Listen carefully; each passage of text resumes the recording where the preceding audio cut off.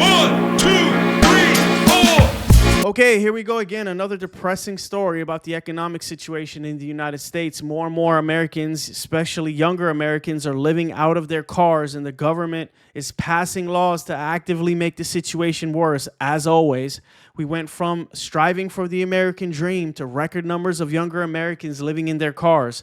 Statistics show that 140 plus thousand Americans are living in their cars. These are not drug addicts. These are working Americans who can't afford rent. Our politicians have failed us.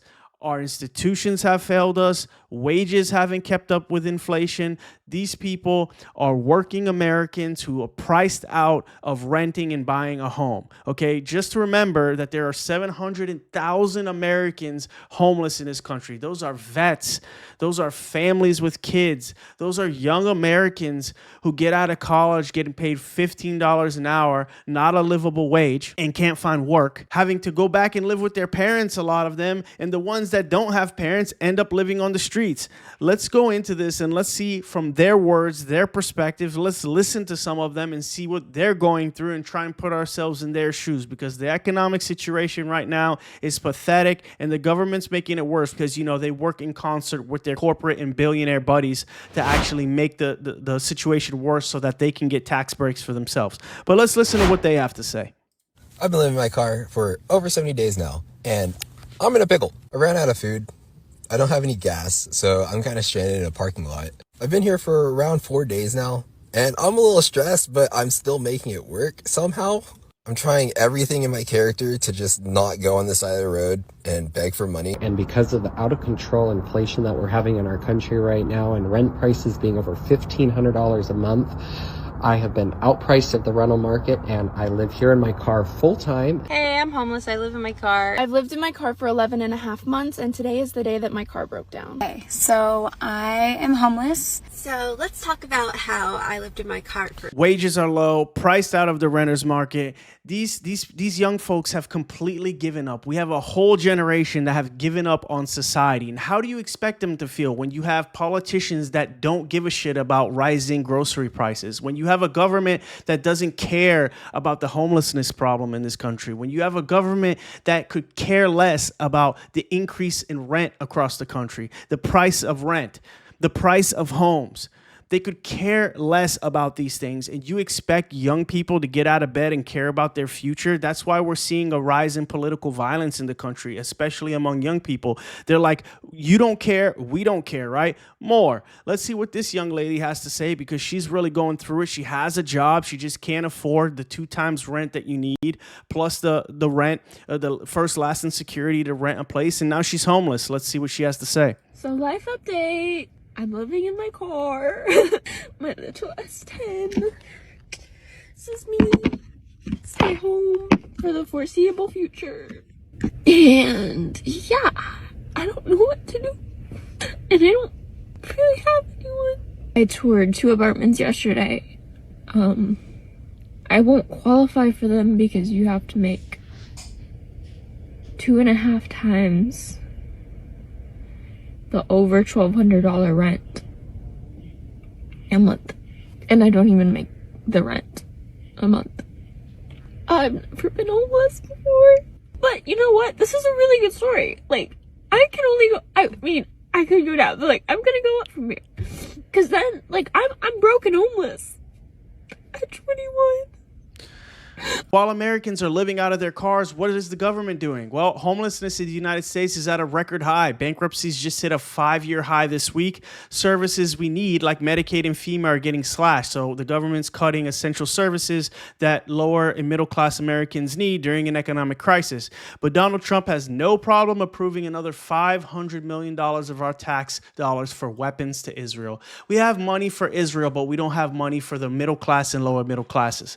We have money for Israel, but we can't address the housing crisis in this country. We have money for Israel, but we can't address the rent crisis and grocery prices in this country. We can't address anything, the cost of prescription drugs. We can't address anything. But when it comes to money for Israel, when it comes to war, we have all of the money in the world. But when you ask the government, hey, what about us? What about the middle class? Sorry, we can't afford it. We don't have the money, right?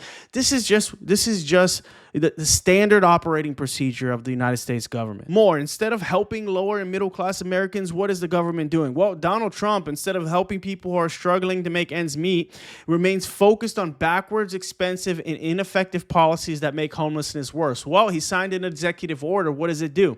It expands the use of police and institutionalization to respond to homelessness, prioritizes funding for states that treat homelessness as a crime and end housing-based solutions, cuts off funding for life-saving programs like harm reduction. So all of the money that's going into actually addressing the root of the problem of homelessness and people living in their cars and not being able to afford housing, cutting the funding for that.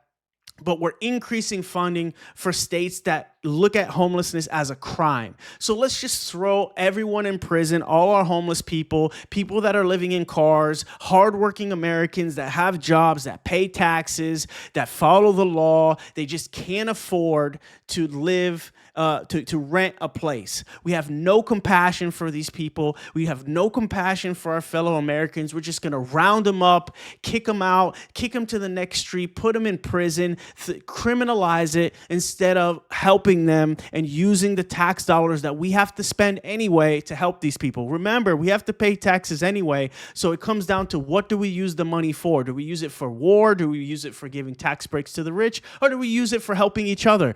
I think we should use it to help each other, right? Instead of criminalizing people that are living in their cars because they don't have money, we should be helping them. So they're cutting funding. Here we go. More. Republicans and Trump want to cut the permanent housing program. The funding cuts could put more than 170,000 people at risk of experiencing homelessness, according to internal documentation and the people. When the subsidy and the support that goes along with those subsidies is removed, it puts people at grave risk, said the person with inside knowledge of the COC program. And most of these folks without this support will likely end up back in emergency shelters or back on the nation's streets. So they're making these people go back out on the streets and then criminalizing it and throwing them in prison. So the money that was there to help the situation kept people off the street. So by taking the money away, you're putting people back on the street and then you're criminalizing it. You're putting them in prison. You're making it illegal to be homeless when you're causing a lot of the problem. You're worsening the issue. This makes absolutely no sense at all. You're worsening the issue, putting people back out on the street and then criminalizing it. It's just so dumb. It's so dumb. The program partners with communities to provide housing and services to sheltered and unsheltered people with the goal of moving them into permanent housing. It often benefits families with children and those who have experienced homelessness in the past in combination with being chronologically ill or having a disability. Like veterans, a lot of veterans have disabilities and they end up on the street. So what are we going to criminalize it and throw them in prison? The cuts could have a greater impact on rural areas that have less access to city and state dollars to supplement federal funding, the people said. So let's bring it in. They're cutting these funds. They're actively going out of their way to attack people that don't make enough money to house themselves, which because of that, they're getting pushed back out onto the street. And then when they get pushed back out on the street, we're throwing them in prison. We're calling them lazy. We're treating them like they're not citizens of this country. We're treating them like they're subhuman, right? Criminalizing the entire community instead of looking at it and saying like, hey, a lot of these people have jobs. A lot of these people are hard workers. A lot of these people have families with kids. A lot of these people want to contribute to society. A lot of these people have been their whole life paying taxes and contributing to society. They just came over bad times. Their job's not paying enough. All of the prices are increasing. BlackRock's buying up all the homes. And all of these things are coming together. Grocery prices are high. And it put them out on the street. And we're going to criminalize it. We're going to say these people who've been a good part of society are now living in their car, but shouldn't and should be put in prison. We're going to criminalize it. It makes zero sense whatsoever. The government with Donald Trump and the Republicans, they don't care about you. They're cutting all types of funding so that they can give billionaire tax breaks so that Donald Trump and his buddies don't have to pay any tax whatsoever. And a lot of them don't either way. They use loopholes and just don't pay any tax. But how do you think they justify giving tax breaks to billionaires? How do you think they justify it? By cutting these programs.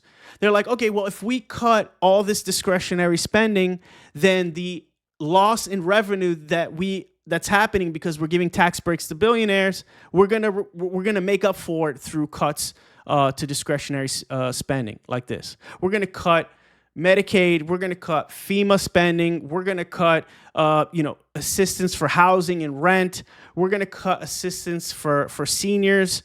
We're going to kick people off their health care, all so that we can give tax breaks to billionaires and corporations. That is the goal. That's why they're doing this. They don't care about the average American. Republicans and Trump do not care about the average American. They don't care about the middle class. They don't care about the poor. The Democrats suffer from being bought and sold by corporate and billionaire power like Republicans, but at least they try to do something to help average folk, right? Right now, they're trying to reopen the government to give average Americans health care, right? They're trying to reinstate the Obama subsidies that the Republicans took away to give people health care, and the Republicans don't want to do it, and so now we're in a government shutdown, which also affects people in services, which is putting more people out on the street, by the way. And so this is where we're at. We have a government that's bought and paid for by corporations. We have a government that's actively, through Trump and the Republicans, cutting programs that help the homeless and people that are struggling and living in their car so that they can give tax breaks to billionaires. This is where we're at. Let me know what you think in the comments. I think this is another sad, disturbing story of American capitalism, where we've gotten in this country and it's completely uncontrolled and unregulated. Let me know in the comments. I think this is disgusting. I don't know. We need revolution. We need change. We need a big change in this country. And I hope that people are starting to wake up. Wakey, wakey. Know who the real enemies are. It's definitely not you and me. It's the politicians and the corporations and the billionaires. Wakey, wakey. See you in the next one.